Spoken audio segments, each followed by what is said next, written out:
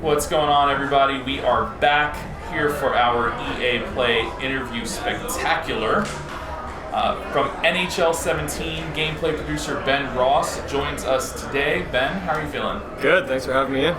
Good. Well, of course, thank you very much for coming on. We both had a chance to play the game. We really like the way that it's headed. I think there have been some in the community that have thought maybe NHL has maybe lost its way this gen. NHL 16 was definitely like a major step forward.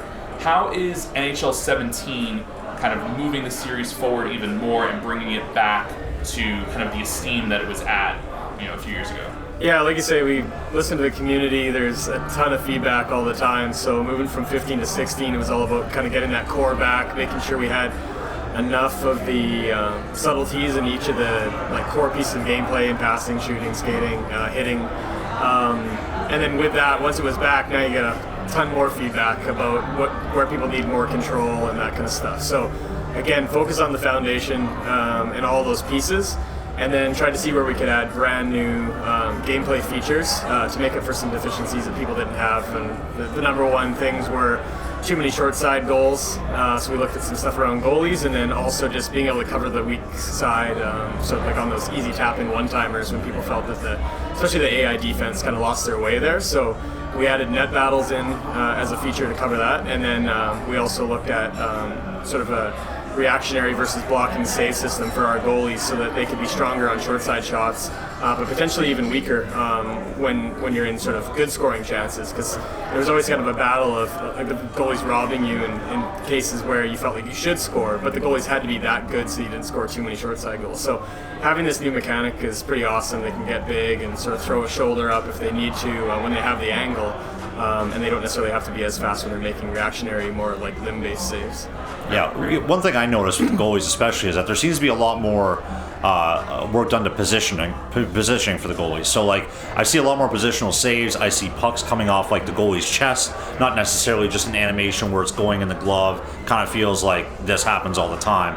It all feels so organic now, which is really impressive to see. Another thing I noticed, just to speak on what you did, is that with the goalies, if you do catch one out of position, you really will have that open net. And when you score goals, you feel like you should score, where it necessarily hasn't been like that in the past. So I absolutely notice that with playing. You spoke a little bit about, battles in front of the net. Can you explain sort of how that mechanic works for our users that are sort of wondering what that is exactly? Yeah, so obviously there's tons of different ways that people can play our game. You can play the full 5-on-5 where you're playing as every position. And normally when that's the case, you're normally playing against the puck carrier. You're either the puck carrier or you're playing directly against them. It's not too often you are playing the weak side position. So in that case, it's normally the AI that's taking on that role. So they needed a tool to be able to tie up a player in front of the net. Because it was just too often the players were able to circle in the corner and wait for that guy to get open, wait for the AI to lose that coverage. So now that they have a tool where they can actually tie that player up, the windows to find that opportunity are smaller. So when you're battling against the puck carrier, you can kind of see those opportunities where the window's small, and that's when you can kind of attack and try to give them a shove or put a poke check in, as opposed to having to defend that whole time.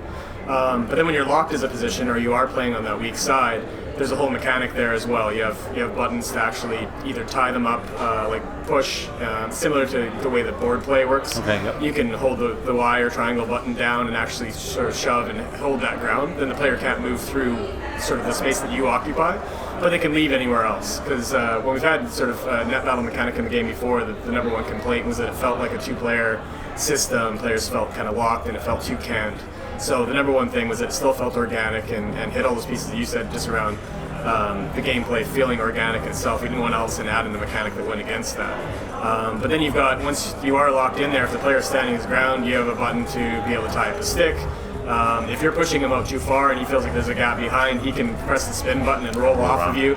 So there's a really good sort of cat and mouse game there in terms of kind of how you want to hold that ground. And it also depends on what players you're using.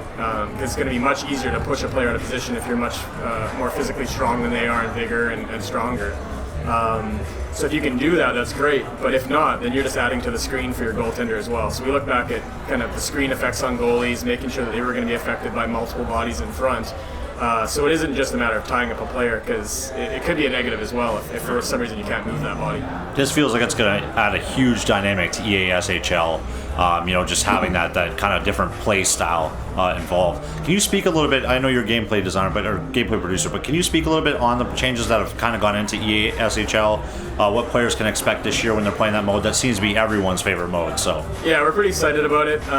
We heard a lot of feedback around the player class system. We knew people wanted some form of progression, but we also still wanted to really focus on the balance of the game. And we know that if we allowed players to scale up, say, their attributes over time based on the amount of games that they play, they can get out of balance fairly quickly, especially with new players coming into the game. So we stuck with the player class system, but we've added some new classes in.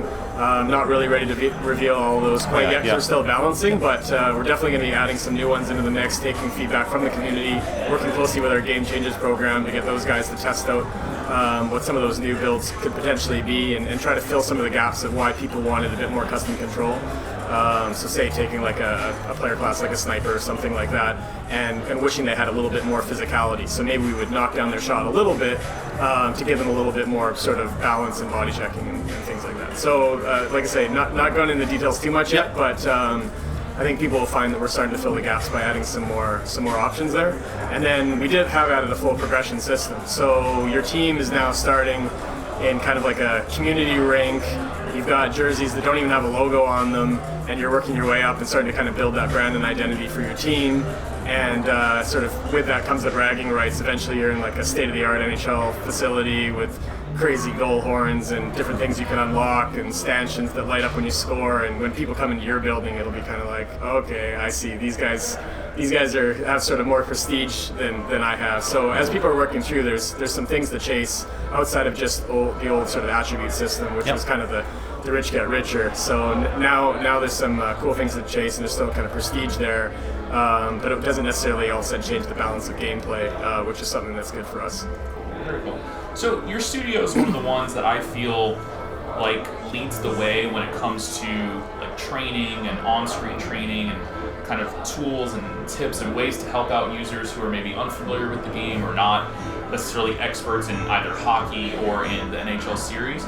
So sort of what's the thinking behind why you all are kind of pushing this route?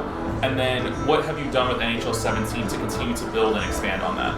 Yeah, so that's massive for us because we want to have as big a community as possible. We want people to be getting new people in to play the game because, excuse me, that's what's so great about it. The NHL community is really strong. There's all these great ideas, and the more people we can bring into the mix, sort of bringing new ideas and things like that. So we don't really want the game to be a barrier to that. There's tons of hockey fans out there that haven't had a chance to necessarily pick up our game. Because in some ways it is kind of daunting. Video games these days, it feels like you need to invest a lot of time. So we really want to kind of crush that down so that you can get in there really quick and start getting to the fun fast, which is obviously a main goal for all of our games at the studio. So what we had last year was the Visual On Ice Trainer. It taught you everything from the buttons to play our game. If you knew hockey but you didn't know our video game, you're kind of just learning this is how to pass, this is how to shoot. But if you're a gamer and the controller kind of comes second nature, the Twitch side of things is really easy. Maybe hockey's the boundary. So we're also trying to teach you that as well. So you're playing through a mode like Be a Pro, or you're playing in ESHL and sort of a position lock. You'll be getting coaching feedback about how to play the position better, a little bit more about the sport itself. Everything from basics of this, hey, this is an offside, all the way to, hey, you're not managing your gap control properly when you're playing defense. So this year we've taken that further, because actually last year we thought that it was going to be more of a beginner tool to kind of get people into the game. And a lot of our core users were kind of like, okay, yeah, that's really cool that you're doing that, but how do I turn that off? I want this to look realistic. But then as they were kind of playing through, they realized, maybe actually I don't know how to use this face-off system as well as I thought, and they started to learn some things. Or actually I kind of like chasing these letter grades and being told that I'm a great defender. So we really wanted to expand on the advanced levels as well. So we're making sure that we're telling you how to do all the dekes and all the advanced moves, and again, adding a lot more to the accountability in terms of your positioning and making sure we're teaching those things as well.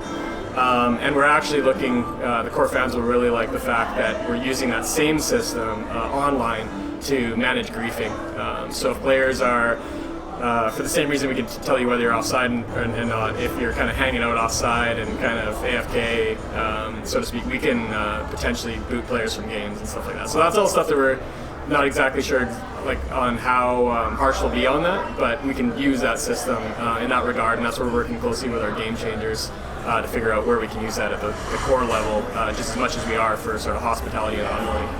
Great. That sounds really good. Yeah, I'm a big franchise guy, big GM guy. I love career modes. A lot of our listeners enjoy them as well. I'm kind of wondering what steps you guys took to kind of improve franchise and GM mode this year. I mean, it seems like there's a lot there: relocation, concessions, all this stuff you can do. Can you maybe touch a little bit on those additions to your franchise mode this year?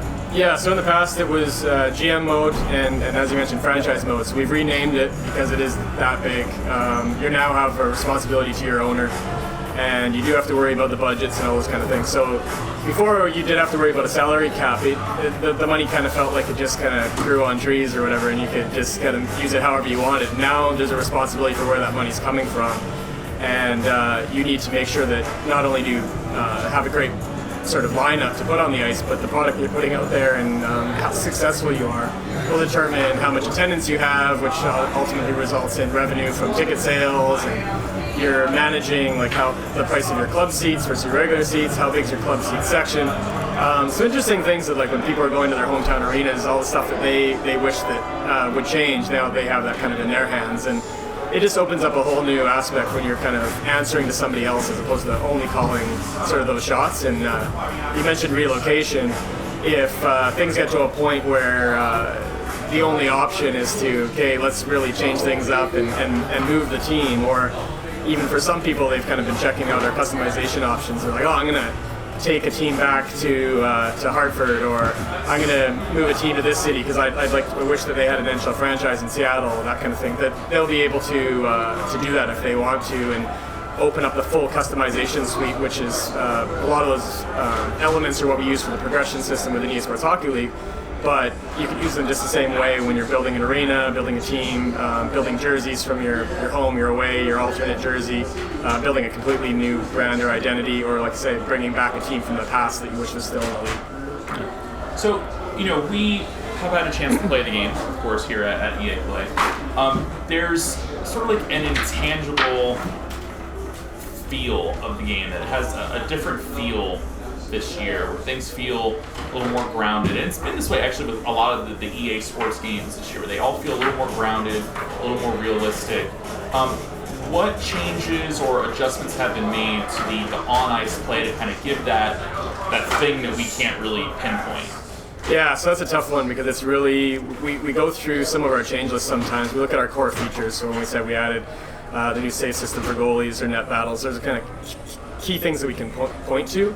But when we look through kind of the change list of like all the different bug fixes and tuning and in some cases features that get added to gameplay that aren't sort of the back of the box bullets, the list is massive this year. Right. Everything from tuning like animation frames and a pivot to give people that extra response time. For us, you hear a lot about people talking about vision control and their facing angles on defense. We wanted to make sure that the angles were sort of legitimate of how tight you can cut across, crossing over before you have to pivot your hips, because obviously that's a massive commitment point on defense where you can get burned. So making sure that just people had that amount of control. So even just diving into core skating, like say, like frame by animation, looking at where we can kind of give something back and allow people to kind of blend in and out of some of those animations and moments to make sure that they actually have the control that they should have. So you often hear from people like, I can do this in real life. Why can't I do it in your game? So you really want the controller to feel like second nature. That you have full control over those pivots and what you're doing with your stick. So a lot of different things. It's tough to kind of pinpoint, like you say, but those are that's the level of detail that we're going back to. That we didn't necessarily have to implement a brand new feature in some cases to make a world of difference. And people are asking me, what's your favorite change? And it's kind of a different thing all the time after playing the game because different stuff's standing out. But it's funny how some of those small things have such a big impact, just like the brand new features. Because I could easily say that it's the way the goalies are stopping the puck now, or that it is net battles, because those things add a lot to the game. But there was one change we made on the physics side within hitting that we just never really had right in the past, because we wanted the subtlety between sort of incidental contact, the stumbles, the stumble falls, the full falls. And that felt great in terms of the true physicality and recognizing how hard an impact was. But the thing we didn't have right was the puck never really came loose on that first frame of impact when you were hitting them directly head on. And that was happening because we needed to know firsthand whether they were going to stumble or not. But as soon as they keep control for those first couple frames, now the puck's lost near them, and people complain like, oh, the puck's always getting lost into the player I hit, and then I can't get it back, and that kind of thing. But now that you're seeing that puck come free on that first frame, it's completely opened up the game. So the puck's loose, and the turnovers are happening properly, and we haven't had to go back and add any kind of artificial mechanic to, because people are asking us, can't they just drag the puck through that player? And we didn't want to go back to something that wasn't realistic. We always want to move forward in terms of authenticity. So kind of look back at like, why is this happening? And when we put that change in, that drastically changed the way that hitting felt, and ultimately led to better kind of when the possession should change or not. So some of those small features have just as big of an impact as some of the big stuff. The difference, like I said, we couldn't necessarily pinpoint it. Like people often say about gameplay, oh, it's smoother, which like kind of doesn't mean anything. So we couldn't really like pinpoint exactly what it was, but I think in your explanation, it's like, okay, yes, the collisions, like that stuff did feel a lot more. Even the way the puck comes off of sticks on shots sometimes now is drastically different than how it did in the past. I've noticed some where someone will tip their stick out and the puck will come off and it'll just sort of float up instead of just being like a forced shot. It feels like there's real momentum to the physics now. Like everything feels a lot more authentic. And just like in the little tiny details, something I haven't seen the last 2 years. I noticed it in so many different areas. So I agree with you. I think that it's tough to pinpoint everything, but there's a lot of drastic changes in here. It's really good to see. For me personally, one of my favorite things in the NHL series is its presentation. I think the last few years they've really stood out to me as one of the kind of the leaders in how they present games. The replays, the broadcast sort of idea you guys have brought up with like having real people in front of like a game background. Have you guys improved on that this year? Have you done anything to sort of add to the presentation in NHL 17? Yeah, with all the sports games looking at more like what we call story and just sort of that context behind what makes one game different from the next. And that's something we often talk about with core gameplay. Like nothing feels the same as long as we have the physics working right with the puck and the hits feel. You're going to get tons of different moments all the time. But the problem when you're playing through a season is what makes game 1 feel different than game 10, other than just different outcomes in the scores and things. And really it's who you're playing, what are the stakes? Is this player playing their first rookie game? Did you just trade for this player? So we've done a lot of stuff in our franchise mode and within Dia Pro to cover those moments. So it's everything from a rookie's first game. You sort of see the hazing, they'll kind of flash back to show him skating on the ice by himself because the players let him go there. Like little subtleties that you just are known within the world of hockey that you kind of laugh at when you see it on the highlights at night. And that kind of stuff's in the game. They recognize your first hat trick, your first goal. You'll see them flipping the puck to a trainer now. And that's sort of a big feature within Dia Pro because those are the big moments you're chasing as an individual player, but it also adds a lot of life to franchise mode because you might be playing against the team sort of in the away barn and a player on that team is maybe on pace to score their 500th goal of their career.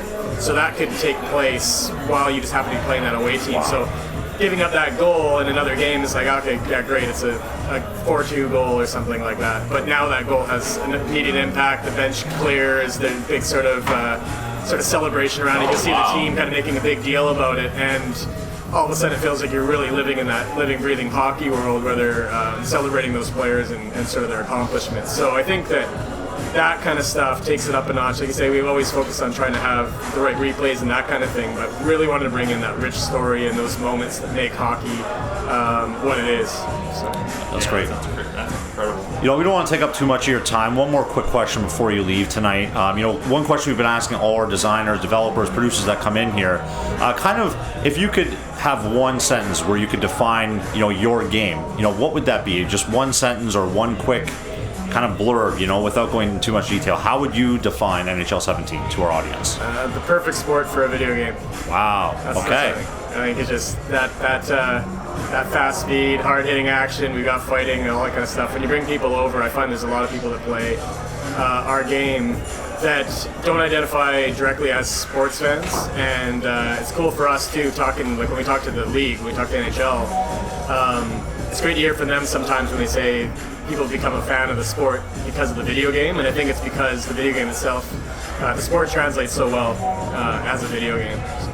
Yeah, and Mark knows that well because I beat him up, and we had a lot of fun doing it, didn't we? Yeah, whatever. We will definitely be playing that more. Thank you very much for your time. Do you have a presence on Twitter or anything like that where people can follow you and kind of check in, or no? Unfortunately not, but I'm pretty active on the forums, so people can find me on there, and I'm always happy to answer all the questions on there. So. All right, good, wonderful. perfect. Well, thank you very much for being with us. We hope you enjoy the rest of your time here at EA Play, and get you back to getting the game finished. When does it launch? In September. September. Great. Well, we very much look forward to it. We're gonna have a lot of fun with it. Thank you. Thank you.